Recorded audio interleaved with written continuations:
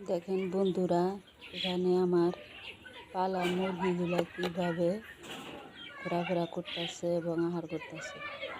এরাই হলো আমার সারা দিনের সাথী। এদেরকে আমি খুব ভালোবাসি, সেই জন্য এদের ভিডিও আমি আপনাদের কাছে শেয়ার করি। যদি ভালো লাগে তাহলে দয়া করে কমেন্ট, লাইক এবং সাবস্ক্রাইব করবেন।